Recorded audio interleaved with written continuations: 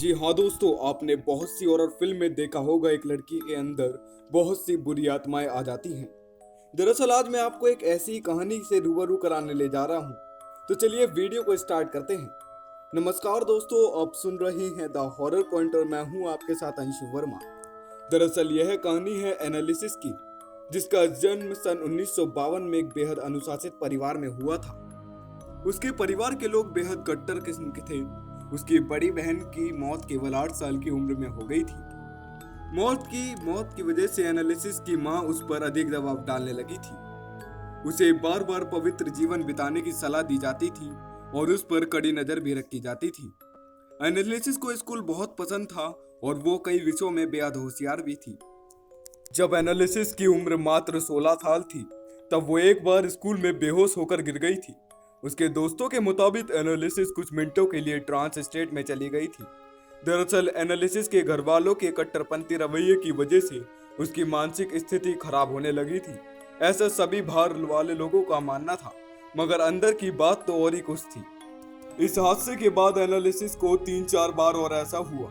उसके बाद इसको मिर्गी का दौरा भी बताया गया, जिसका इलाज इसके काफी टाइम तक चला, मगर इसे कोई भी आराम नहीं हुआ था।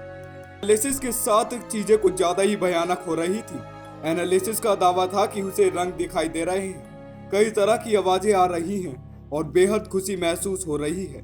इस दौरान उसके छोटे मिर्गी का इलाज भी किया गया और अस्पताल से छुट्टी दे दी गई। मानसिक हालात दुरुस्त न होने के बाद भी एनालिसिस ने स्कूल पास किया और कॉलेज के लिए कदम बढ़ा लिए। वो एक टीचर बनना चाहती थी, लेकिन उसकी मानसिक स्थिति बिगड़ चुकी थी। एनालिसिस को यकीन हो चला था कि उसके ऊपर कोई शैतानी चक्कर ही है।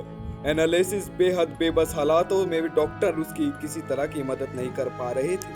थक-हार कर उसे पादरियों के पास ले जाया गया, लेकिन उसकी हालात बद से बदतर होती जा रही थी।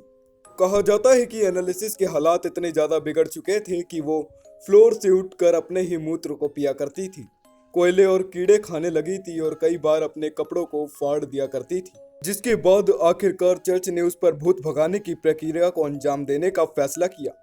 चर्च के 2 पादरियों पर इस लड़की को ठीक करने का जिम्मा सौंपा गया। उन्होंने एनालिसिस पर एक सीक्रेट प्रक्रिया को अंजाम देने शुरू कर दिया था। अगले 10 महीने में एनालिसिस पर भूत भगाने के 67 सेशन हुए थे। ये सभी सेशन कम से कम 1 घंटे के थे। इस दौरान पादरियों ने पाया कि एनालिसिस के शरीर में कम से कम 6 बुरी आत्माएं मौजूद थीं और सभी एक से बढ़कर एक खतरनाक थीं। पादरियों ने बहुत कोशिश की, मगर वह उसे जब भी नहीं बचा पाए। जिसके बाद एनालिसिस की मौत 1976 में हुई। तो उसके बाद जब उसकी रिपोर्ट सामने आई तो उसके दांतों में फ्रैक्चर था, आंखें काली पड़ चुकी थीं और शरीर के कई अंगों पर चोट के निशान थे। मिर्गी के इलाज के 6 सालों बाद एना की मौत हो गई। पादरी और एनालिसिस के परिवार का मानना था कि उनकी आत्मा को मुक्ति मिल चुकी है। उम्मीद है कि आपको यह हॉरर स्टोरी पसंद आई होगी। अगर आपको यह हॉरर स्टोरी पसंद आई हो तो हमारी वीडियो को लाइक करें, ज़्यादा से ज़्यादा शेयर करें और चैनल को सब्सक्राइब करना ना भूलें। धन्यवाद।